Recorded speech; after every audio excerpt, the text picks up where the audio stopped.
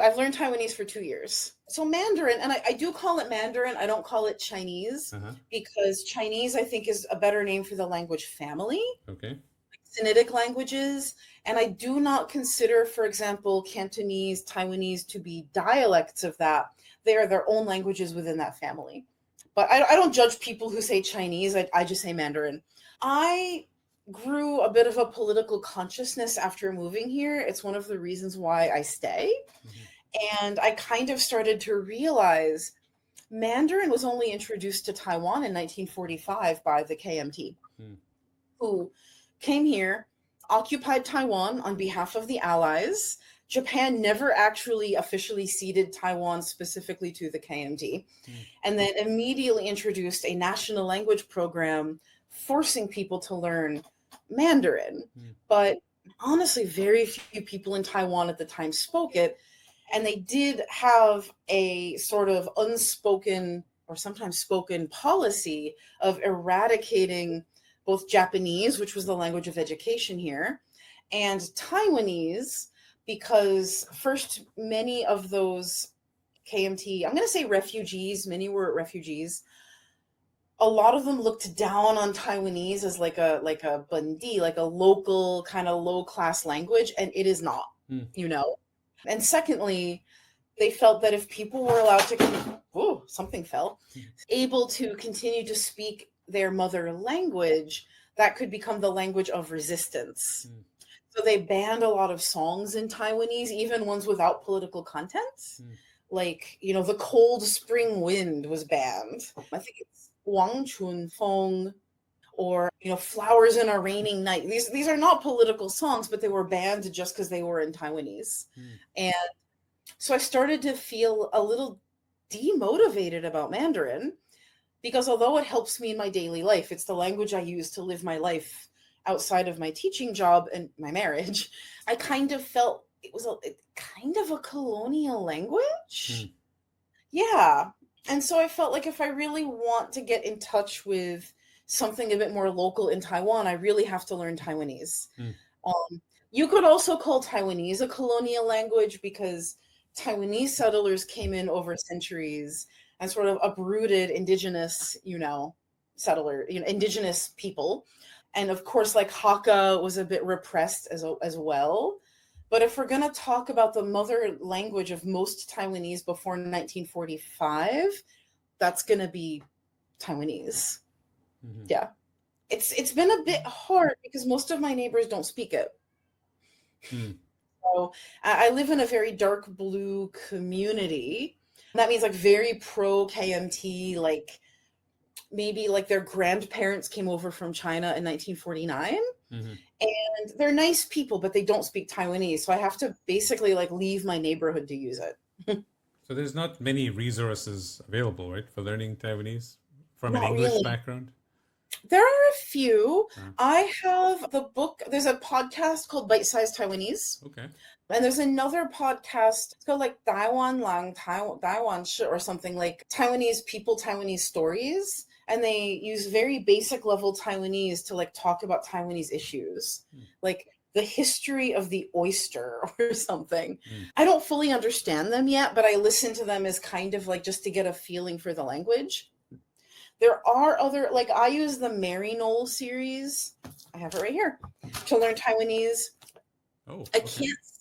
It's very boring. I know it looks very boring. Yeah. It is very audiolingual again, a lot of like vocabulary loading and repeating. Yeah. But my teacher makes me speak openly as much as I can and like encourages me to reach for language I haven't fully grasped yet, which is how you build communicative competence. So my teacher is good. Yeah. I have a Taiwanese grammar resource. I'm just looking at my bookshelf. Uh-huh. Several books like Taiwanese 101, but that is really for Taiwanese Americans. Okay. And then something called TJ's Taiwanese Dictionary, which... So is it using the same Hanyu pinyin or it's a different system? No, they use something called Beiweiji, which is... It's a similar principle to Hanyu pinyin, but the system is different. Okay. Because Taiwanese also has... It has 8 tones, but 7 of them are actually in use. Wow. Uh-huh. Yeah, so they kind of note the tones differently, and tones change depending on the position of the word in the sentence and other rules governing it, like this kind of word does or does not change tone or something like that. So they have like a different way of rendering all that, and sounds that do not exist in Mandarin, Oh, like the b and like ba wan, which is ro yuan, the yeah. like those meatballs covered in that glutinous rice. Yeah. Yeah, the ba and ba wan is a sound that does not exist in Mandarin. So when you're out and about and you use Taiwanese, what's the reaction to that? Depends on where I am. If I'm in Tainan, Yeah. like everybody, I think that's the wrong way to say everybody, but it's okay. Yeah. Like everybody is so happy. And Yeah. I've even gotten like, I've ordered like tianbula and olen, which is kind of like tianbula, in Taiwanese, and they've given it to me for free Uh-huh. just because I spoke Taiwanese. In Taipei, some people are really amazed, Yeah. but in my neighborhood, I'm gonna be honest, I avoid using it because I've used it a couple of times and gotten some embarrassed responses where the person feels a bit embarrassed that they can't speak Taiwanese. Mm. Like they understand me or they know I'm speaking Taiwanese, but they can't really respond. Yeah. And then they feel embarrassed, like their Taiwaneseness is being questioned when I Right. wasn't questioning it, you Right. know? So I kind of avoid that because my goal is not to make my neighbors feel embarrassed. So in Yeah. general, in Taiwan, going from north to south, it goes from Mandarin to Taiwanese. Yes. Yeah. Most Southerners, even if they use Mandarin in much of their daily life, most Southerners do speak Taiwanese. Mm. And there's a much more pride in speaking it down there, including among young people. Mm-hmm. And some Taiwanese friends of mine who don't speak much Taiwanese have said, oh, if they've studied in Tainan or Kaohsiung or gone there, that they almost feel a little like people are friendly, but they'd be even friendlier if you spoke Taiwanese to them. Do you find there's like a melding of the languages that A little. Taiwanese and Mandarin, like Yeah. they're just used interchangeably? Yes. Or sometimes they even code switch because they are different languages, right? That you even code switch in the middle of the sentence, right? Yeah. Like, for example, I heard someone at the protest say, oh, 这是民主, which means this is democracy.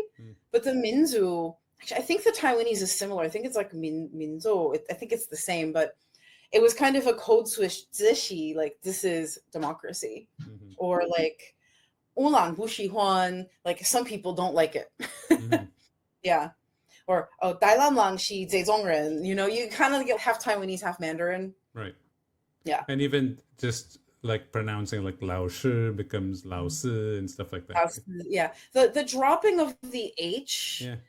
is an influence from Taiwanese, just like ka hui instead of cafe. But in Taiwanese it's kapi. So I think like some of that is like the influence of Taiwanese on Mandarin for sure. Got it.